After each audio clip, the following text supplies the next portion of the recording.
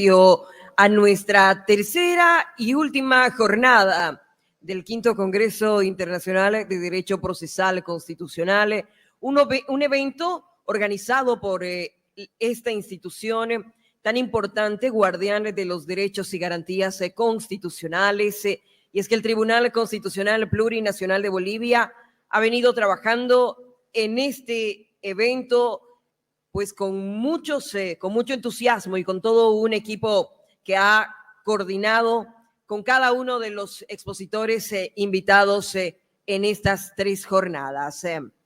Con la venia respectiva del señor presidente y de la señora magistrada del Tribunal Constitucional Plurinacional de Bolivia, vamos a dar inicio con nuestra tercera y última jornada de expositores. Muy bien, vamos a continuar con más de nuestras exposiciones. Ya tenemos en línea a nuestro siguiente expositor. Él es Javier Alejandro Crea, expositor que nos acompaña desde el país hermano de Argentina.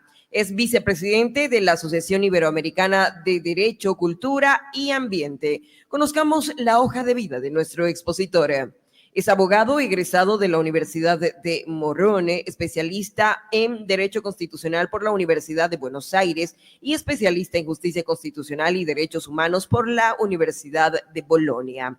Es a su vez especialista en Derecho y Política de los Recursos Naturales y del Ambiente, también por la Universidad de Buenos Aires, y especialista en Derecho Ambiental por la Universidad de Belgrano. Desde el 2020 encabeza junto a la doctora María de Los Ángeles un equipo de investigación jurídica relativa al derecho y logística.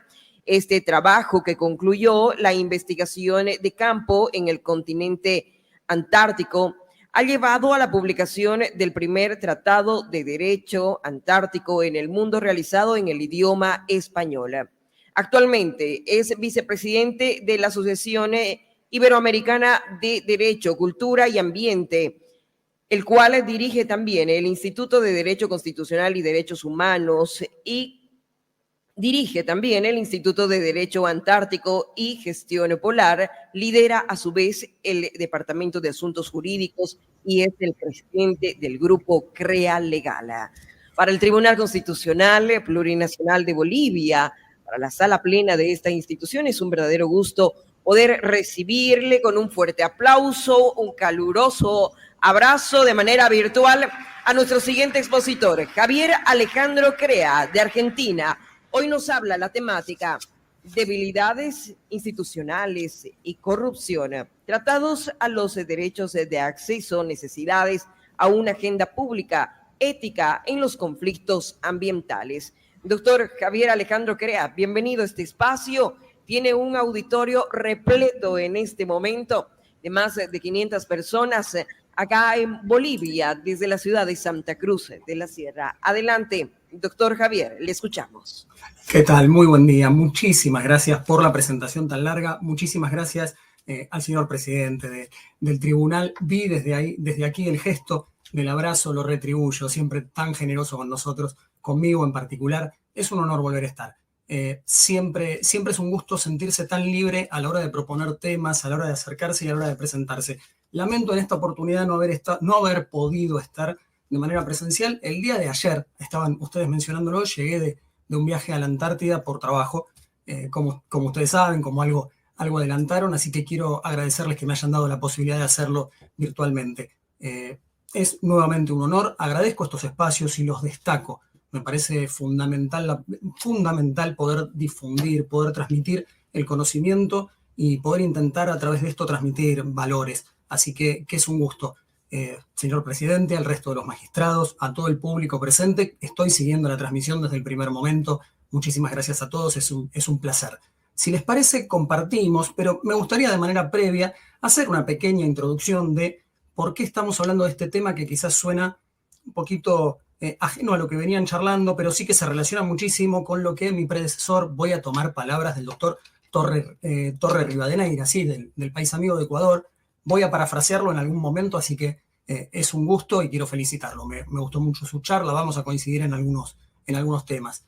¿Por qué he seleccionado esta cuestión, porque vamos a continuar con un trabajo que venimos desarrollando y que ya habíamos estado charlando sobre fragilidades democráticas en la jornada preparatoria a la que también tuvieron la gentileza de invitarme y vuelvo a agradecer.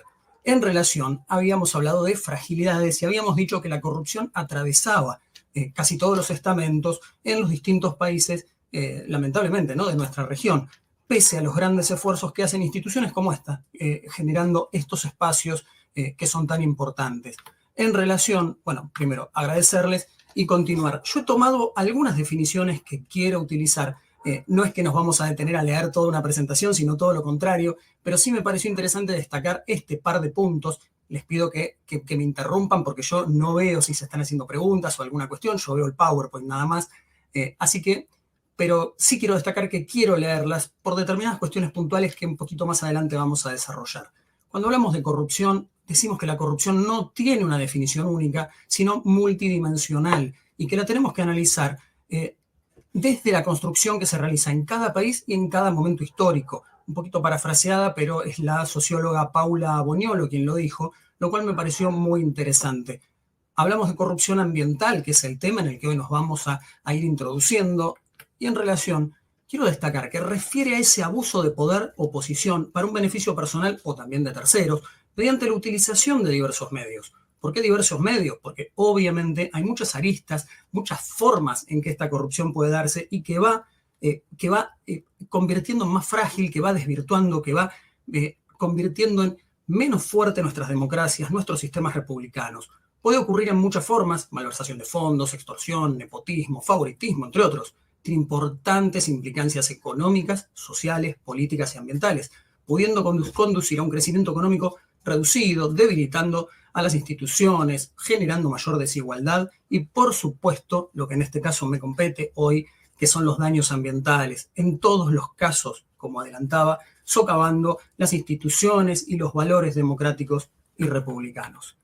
Ahora sí, cuando hablamos de corrupción en el campo ambiental, propiamente dicho, hablamos de prácticas que son ilegítimas, y esta es la segunda definición que quiero leer, irregulares e incorrectas, tanto ilegales como legales, realizadas en ámbitos públicos como privados, por distintos actores, quienes logran beneficios propios, voy a agregar o para terceros, aprovechando posiciones de poder que a su vez desencadenan perjuicios sociales y ambientales y por lo tanto expresan injusticias. La corrupción no es solo un problema de los funcionarios estatales, como se suele hablar, muchas veces dejando de lado a aquellos particulares que son quienes en grandes oportunidades reciben ese beneficio compartido con quienes son cómplices desde el otro lugar. Ahora sí, quiero seguir y quiero destacar cuestiones ya no de fragilidades democráticas como veníamos hablando, sino de debilidades en democracias que funcionan o que intentan funcionar y desarrollarse. Vamos a mencionar algunas particularidades que venimos viendo: instituciones ambientales políticamente débiles, inestabilidad política en los cargos de los funcionarios de alto rango y avasallamiento sobre federalismo. Vamos a volver sobre el federalismo porque quizás países como el mío, como Argentina, manejamos cuestiones sobre federalismo, mencionamos el federalismo con mucha más experiencia, pero no llegamos a darnos cuenta de la muy escasa cantidad de países en el mundo que tienen nuestro sistema. Hablaba recién de instituciones ambientales políticamente débiles. ¿A qué nos referimos con esto? Conformadas a instituciones que se conforman dentro de distintos ámbitos, autoridades de aplicación que rotan con el tiempo, que están bajo la órbita de distintas áreas de gobierno, secretarías, subsecretarías, de golpe dependen de ministerios o directamente de la presidencia de la nación. Esto llevar a las instituciones públicas, a las cuestiones ambientales, es algo que a simple vista uno lo ve muy bien. Supone que jerarquiza dándoles esos espacios. Ahora, esa jerarquización, crear esos espacios específicos, no siempre dentro de esas áreas de gobierno determina que por sí solo exista la capacidad de diseñar o implementar políticas públicas ambientales eficaces. Y en eso vamos a estar trabajando, desarrollando algunos ejemplos. Tenemos poquito tiempo, pero vamos a intentar hacerlo. En segundo término, yo había hablado de inestabilidad política de los funcionarios de alto rango, y en este caso quise mencionarles este ejemplo. En Latinoamérica, el ritmo de recambio de los funcionarios en áreas ambientales es de un cambio cada 2 años. O sea, fíjense qué poco dura un funcionario en materia ambiental en general en Latinoamérica. Obviamente esto lo que hace es influir sobre la institucionalidad necesaria en políticas públicas. Las políticas públicas que deben tener una visión a plazos medios y largos se ven sumamente afectadas por esta rotación permanente que tenemos en los cargos. Esa corta permanencia de los funcionarios en cargos ambientales altera, complica y favorece a determinadas cuestiones, a determinados negocios, o quizás a un simple descontrol o falta de manejo en cuestiones ambientales a las que esa rotación hace que no se le pueda prestar la atención que se le debería estar prestando. Ahora sí, por último, quería abordar esta cuestión del avasallamiento sobre las cuestiones federales, sobre el federalismo. Recordemos que en el mundo son 20 países sobre 193, que hoy dice la ONU que son los estados propiamente dicho. Bueno, sumemos Vaticano, Palestina, que los tiene como observadores, pero 193 estados. De esos 193 tenemos 20 que son federales y en Latinoamérica muy poquitos, 4. Argentina, Brasil, México y Venezuela. Tenemos la costumbre, quizás por nuestra tradición, nuestra herencia española en general, bueno, también portuguesa, en la que teníamos ese rey fuerte, todopoderoso, que designaba a su virrey que tomaba las decisiones. Y eso se ha ido trasladando con el tiempo. Presidencialismos exageradamente fuertes, exageradamente abarcativos, que quizás en estados unitarios resulta lo normal o lo habitual. Pero en estados federales eso implica un avasallamiento de poderes, implica unir un poco más allá. En general, la propia población está de acuerdo con eso. En general, votamos queriendo presidentes fuertes que tomen decisiones. Me viene a la mente, estamos elecciones el día de mañana en la Argentina y uno ve candidatos que proponen esa toma de decisiones con mano dura y nos hacen hasta el gesto de la mano dura, avasallando quizás, yendo sobre esos poderes o esas facultades que nunca fueron delegadas en poderes estatales centrales. Tenemos en estos casos que asumir que no siempre el poder central es el que tiene la razón, que es necesario descentralizar, que es necesario prestar atención a esos gobiernos locales sobre los que por lo general se avanza, delimitando o achicando ese federalismo, entendiendo un federalismo simplemente refiriéndonos a todo el país, en vez de comenzar pensándolo desde esas facultades, desde esas responsabilidades que tienen y mantienen esos espacios, esas provincias, esos estados y que no delegaron en el poder central. He leído artículos justo en estos días firmados por 2 presidentes de naciones en los cuales se quejaban de las complicaciones que genera el federalismo, siendo países presidentes de estados federales. Pero bueno, por eso quería mencionarlo, sobre todo en cuestiones ambientales, en las cuales el conocimiento de la problemática local es pero tan importante. ¿Y quién conoce más que las autoridades de la región, que las autoridades de la zona, que son aquellos que tienen el control sobre lo que sucede? Así que por eso quería mencionarlo. Claramente soy constitucionalista y soy entre ellos absolutamente federalista, se darán cuenta. Sigo. ¿Con qué evidencias nos encontramos de debilidades en esto? Encubrimientos para ocultar los impactos ambientales muchas veces, prevaricatos, limitaciones en el acceso a la justicia. Lo vuelvo a mencionar al doctor Torre Rivadeneira. Es un gusto, dio una muy interesante charla, fui tomando apuntes. Omisiones por parte del Poder Judicial de atender y responder denuncias. Omisiones mirando hacia otros lados ante denuncias en nuestros casos, líderes ambientales, indígenas o campesinos. Lobby empresario, algo muy importante, algo que vamos a ver a lo largo de todos los delitos y todas las cuestiones ambientales. Lobby empresario y tráfico de influencias, la utilización de influencias personales en ámbitos de gobierno y empresariales para lograr la aprobación de concesiones, permisos, leyes. Quiero destacar eso, las leyes. Sobornos, no necesito ni siquiera explicarlo. Sobornos por lo general hablamos de para que se mire para otro lado o para que se aprueben determinadas cuestiones. En relación a esto, me voy metiendo muy de a poquito, vamos metiéndonos en lo que son los delitos ambientales. No voy a analizarlos uno por uno porque no es el objeto de este tipo de charlas, pero vamos sí a destacar ese top 5 del que siempre se habla, más uno, permítanme agregarlo. Tráfico de animales salvajes, tercer negocio ilícito más importante en el mundo. La tala indiscriminada, principal causa de deforestación en el Amazonas, así que estamos absolutamente relacionados con esta cuestión, en búsqueda ya sea de madera o de ampliar las zonas para la agricultura. La mala gestión de los residuos electrónicos, los países desarrollados producen hasta 50 millones de toneladas, de las cuales el 75 desaparece en el mercado ilegal. La pesca ilegal, bueno, Argentina, un país con esa pampa azul de la que hablamos, en la que embarcaciones locales que lo hacen contraviniendo la normativa, embarcaciones extranjeras que lo hacen tanto aquí como en aguas internacionales, sin respetar la normativa internacional, la de las organizaciones regionales, etc. Y los vertidos indiscriminados son las 5 que habitualmente se mencionan: empresas, industrias, administraciones públicas. Voy a agregar, por supuesto, los incendios forestales, de los cuales somos absolutamente responsables, dado que en el mundo el 95% de esos incendios son en general producidos por actividades o descuidos humanos. Ahora, ante esto, ¿con qué nos encontramos?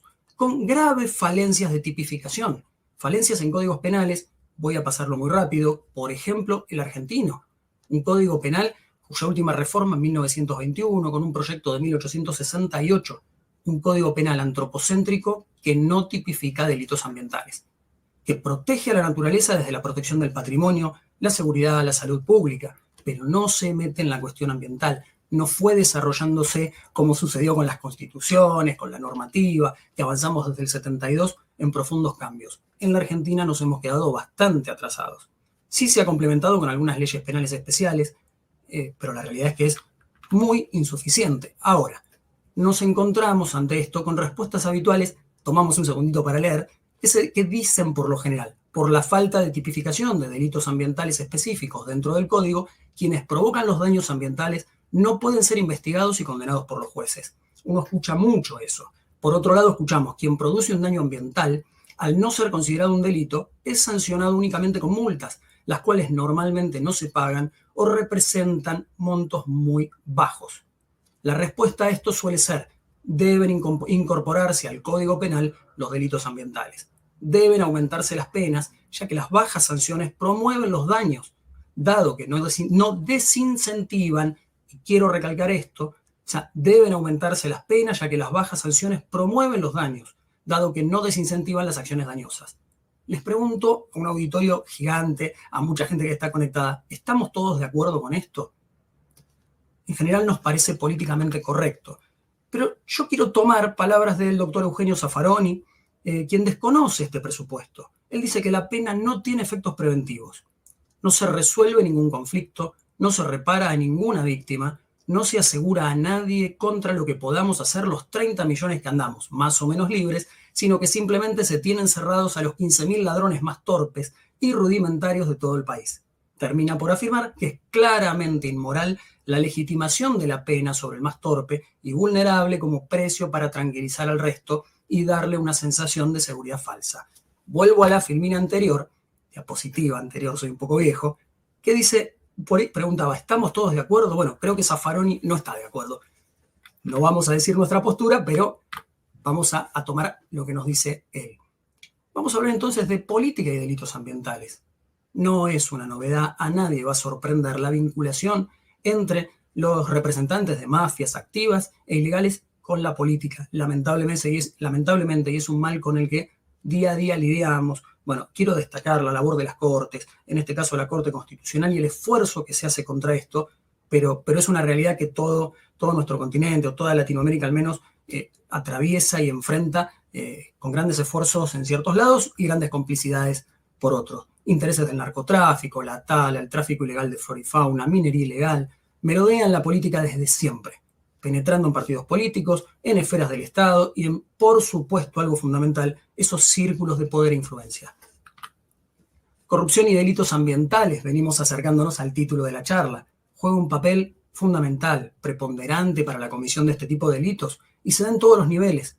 La malversación de fondos que mencionábamos antes, la ejecución de programas ambientales, el otorgamiento de permisos para la explotación de recursos naturales, obtenidos de manera, por supuesto, irregular, a través de esos sobornos que veníamos mencionando hace un momento. Esto corre estrictamente por mi cuenta, quiero hacerme cargo de esto, pero detrás de cada delito ambiental, si nos quedamos con los delitos ambientales de aquel pequeño personaje, aquella persona que apenas restringe una cuestión, pasemos a hablar en serio, hablemos de los de verdad. Detrás de cada delito ambiental siempre hay un funcionario público, corrupto o que está simplemente no cumpliendo con sus funciones. Pero decir que los delitos ambientales suceden con desconocimiento es un poco extraño. Creo que tenemos que quedarnos con eso. ¿Son delitos de guante blanco? Por supuesto. no son los delitos que comete esa gente común de la que Zaffaroni dice, esos 15.000 detenidos. Debemos considerar los delitos ambientales primordialmente como delitos de cuello, guante blanco o delitos de los poderosos, crímenes que involucran a sujetos que poseen posiciones privilegiadas, desde el punto de vista económico, político, social, hasta desde la comunicación, mediático. Por lo general, grandes dosis de organización permanecen, tienen durabilidad en el tiempo y una sólida capacidad para asegurarse su propia impunidad. Y vuelvo a decir, siempre con complicidad de funcionarios que o se prostituyen detrás de estas cuestiones o que simplemente incumplen sus deberes. Ahora, vuelvo a lo anterior. Entonces, tipificar los delitos ambientales y ampliar las penas es la solución. Vamos a algunos datos. Después lo podríamos comparar con otros, pero como quiero hablar del espacio que más conozco, voy a utilizar a mi querida Argentina como un muy mal ejemplo. Causas por corrupción que llegan a la instancia de juicio oral, en Argentina el 3%. Causas de corrupción en la justicia federal de la capital argentina que terminan en una condena, el 1,3%. Pero bueno, aquí pegamos el salto de calidad y subimos los números tremendamente. Pasemos a las causas por corrupción pública que no terminan en condena. Ahí sí somos un ejemplo. El 99,5%. Digo, si Fyodor Dostoyevsky hubiera estado en la Argentina, si Crimen y Castigo se hubiera escrito acá, yo creo que claramente con los números que vimos hace un ratito no hubiera sido Crimen y Castigo, sino que hubiera tenido que cambiarle el nombre. Perdón por esa licencia, pero me parece que valía la pena destacarlo. Solución entonces, volvemos. ¿Es tipificar y aumentar las penas la solución? Digo, mejor deberíamos comenzar por fortalecer nuestras instituciones democráticas y desde ese lugar ir trabajando en contra de la corrupción, de estos delitos ambientales y de todo lo que las debilidades, las fragilidades democráticas conlleva. Eso lo vimos en la presentación anterior y hoy no tenemos el tiempo suficiente como para meternos. El colega ecuatoriano, a quien vuelvo a parafrasear, habló del acceso a la justicia. La realidad es que podría detenerme en definirla, todos lo sabemos, pero hablamos de Declaración Universal de los Derechos Humanos y no quiero entrar en una definición concreta porque ya lo hizo el colega, así que vamos a pasar. Pero sí quiero quedarme con la definición que nos dio Río 92, el principio 10 y algunos pequeños detalles, intento no pasarme en el tiempo. Hablamos del mejor modo de tratar las cuestiones ambientales es con la participación de todos los ciudadanos interesados en el nivel que corresponda. Deberá proporcionarse acceso efectivo a los procedimientos judiciales administrativos, entre estos el resarcimiento de daños y los recursos pertinentes.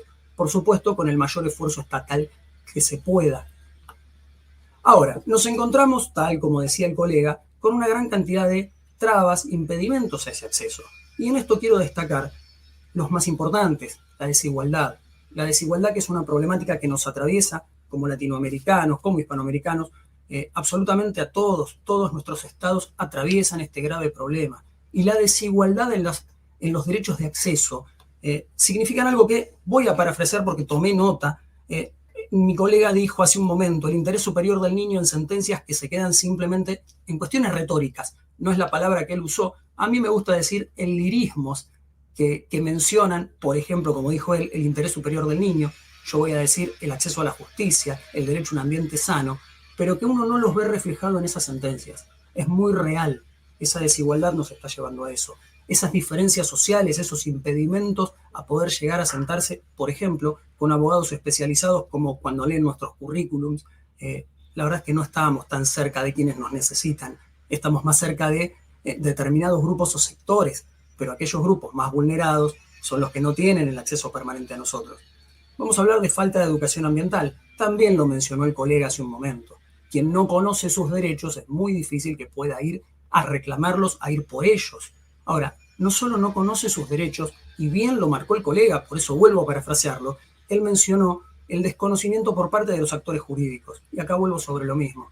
Tenemos especializaciones, tenemos maestrías, tenemos cargos, tenemos estudios. Nosotros, no todos.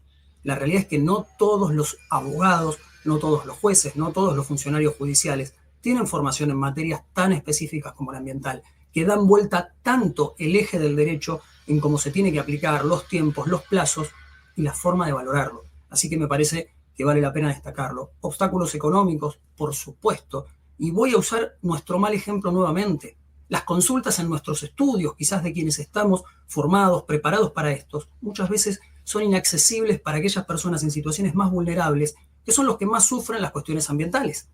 Estoy dando un pequeñísimo ejemplo. Hablemos de la producción de la prueba, de presentarse, de demandar, de los gastos en caución. No siempre es suficiente un beneficio de litigar sin gastos para hacer frente a todas estas cuestiones. ¿Por qué? Porque a las personas se le hace difícil llegar a esos momentos en que solicitan esas cuestiones. La etapa previa es la más difícil, poder acceder es lo más difícil. Obstáculos políticos, por supuesto. Las relaciones entre quienes son aquellos que en general producen los graves daños ambientales, cuando no es el Estado, es una de esas grandes empresas ligadas, es muy difícil, ponen trabas, nos impiden. Obstáculos procesales, algo hemos mencionado, pero en general imagínense que si en Argentina les estoy diciendo no existen los delitos ambientales en nuestro código, imaginarán que mucho menos cuestiones de proceso especial para las cuestiones ambientales. Tenemos una ley general del ambiente que dice un determinado grupo de cuestiones importantes, materia cómo producir la prueba, cómo valorarla, el rol del juez. ¿Es suficiente? Por supuesto que no. Como sucede en toda Latinoamérica, casi, terminamos cayendo en lo que es la acción de amparo, en un proceso diseñado para cuestiones genéricas y no específicas para las cuestiones ambientales. Vamos ahora a hablar de obstáculos de legitimación, desde la ignorancia de los funcionarios públicos, la normativa, que a veces es un poco flexible, leve, suave, y esa costumbre de quienes vienen del derecho, un derecho por lo general civilista, resarcitorio, un derecho que va detrás del daño. Entonces, acreditame el daño que estás sufriendo para tener legitimación. Parece mentira que en esta época sigamos hablando de eso, pero uno lo ve. En estos casos cumplen un rol fundamental las ONGs que tienen, sí, por la legitimación normalmente ya otorgada por los estados y por lo general tienen gente preparada para presentarte y hacer esos planteos. Demoras en los procesos, volvemos a hablar de cuestiones procedimentales. Los procesos son muy largos, se extienden por mucho más de lo que uno quisiera en trámites habituales. Imagínense ustedes lo que eso provoca en cuestiones ambientales. La demora en el proceso ambiental nos genera que el daño ya se haya producido para cuando llegamos a una sentencia. Entonces, esa es otra cuestión que se debe resolver y en las que tenemos que trabajar. Dificultades en la etapa de la prueba, cuando tenemos actores jurídicos como abogados, jueces y falta de peritos específicos, especiales en los juzgados, tenemos estos problemas graves. La falta de... Esto se relaciona con lo que hablábamos antes, la desigualdad. El habitual litigante, normalmente el demandado, sabe cómo producir su prueba. La otra parte, esa que no es tan habitual, lo desconoce y no sabe cómo hacerlo y por lo general no tiene el acceso monetario, económico o de contactos para poder llegar a producirla. Limitaciones al acceso a la información, lo veníamos diciendo. Normalmente quien tiene que brindar la información es quien la esconde para que aquel damnificado no la conozca. Grave falencia. Falta de participación ciudadana. Volvemos a hablar en este círculo sobre educación, sobre falta de información. Si las personas no conocen, si no sabemos qué es lo que está sucediendo, si no tenemos esa educación ambiental que nos permita conocer nuestros derechos, es muy difícil que la gente participe. Y por último, quiero mencionar la inexistencia de foros ambientales específicos, lo cual obviamente genera que quienes tienen que resolver estas cuestiones no sean personas formadas y preparadas específicamente para esto. Y vuelvo sobre lo mismo, un derecho penal que es sancionatorio o un derecho civil resarcitorio, llega tarde. Por supuesto que llega tarde. Si tuviéramos foros específicos, quizás esos actores jurídicos, esos funcionarios, tendrían más claras estas cuestiones y muchos de esos daños, muchas de estos temas de los que estamos hablando se podrían evitar de una mejor manera. Vamos llegando ya a una conclusión porque no me quiero extender.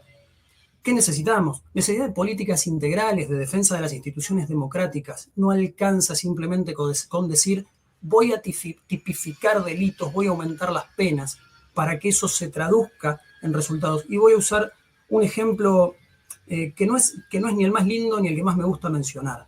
Pero la Argentina, por ejemplo, ha tipificado lo que son los femicidios, feminicidios, según el lugar del continente en el que estemos hablando, le ha dado prisión perpetua. Puedo asegurarles que a pesar de haberlo tipificado de esa forma, de haber ampliado tanto la sanción, les aseguro que no se han reducido los femicidios en la Argentina. Entonces tomémoslo como un ejemplo. No vamos a ver delincuentes, y menos estos delincuentes de cuello blanco, de guante blanco, sentarse a discutir diciendo aumentaron la pena, dejemos de delinquir. Lo que normalmente se sientan a discutir es de qué manera vamos a llegar al funcionario, a aquel que nos pueda ayudar, quizás al juez, quizás al lugar que sea. O cómo van a hacer para evitar los controles de aquellos funcionarios que sí los realizan de manera consciente. El delincuente no se sienta a analizar, a decir, voy a migrar mi actividad hacia otra un poco más legal por el temor a la sanción. Todo lo contrario, el delincuente de este tipo busca cómo evitar ser descubierto para que no lo sancionen, lo cual es muy distinto. Y ahí necesitamos un Estado fuerte, un Estado democrático y republicano con instituciones verdaderamente representativas, instituciones sólidas, solventes, división de poderes, que permitan avanzar en estas cuestiones. Necesitamos que se tomen medidas que garanticen la independencia del Poder Judicial y, como decíamos, el acceso a la justicia. Garantizar la participación ciudadana y la educación en valores éticos y republicanos como herramienta fundamental. Necesitamos en nuestro continente, en nuestra Latinoamérica, en toda nuestra región, fortalecer las democracias y de esa manera vamos a poder ir reduciendo muy de a poco, por supuesto, los daños ambientales, los delitos ambientales, y tenemos que pensarlo desde ese lugar, desde ese punto de partida y no simplemente de lo más sencillo que normalmente es tipifico un poquito mejor, agravo las consecuencias para lo que ya sucedió. Esto es lo que quería hablar. Quiero darles las gracias. Creo que en tiempo estuvimos bien. Ha sido más que un gusto y como siempre quiero agradecer al señor presidente de la Corte, a la Corte toda, al resto de los magistrados, a quienes me presentaron y a quienes todavía están ahí presentes escuchando. Disculparme por el robo de tiempo, ya que obviamente están esperando al gran maestro Mario Peña Chacón, amigo, colega, a quien voy a estar esperando yo mismo ahora para escucharlo y seguir aprendiendo. Muchísimas gracias.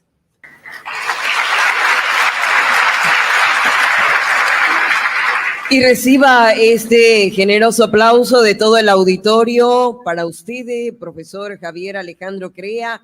Y bueno, le tengo el grato placer de mostrarle el certificado de reconocimiento como expositor en este 5º Congreso. Este certificado le mandamos directamente hasta el hermano país de Argentina para que pueda tener dentro de su hoja de vida. Muchísimas gracias, profesor Javier Alejandro Crea, por su exposición. Y un abrazo y el cariño virtual desde este auditorio. Más que agradecido, todo un honor y nuevamente estaré atento, continuando con lo poquito que queda de este congreso y atento a los próximos que siempre son un gusto recibir, no solo como invitado, sino para aprender y seguir formándome. Muchísimas gracias. Un abrazo.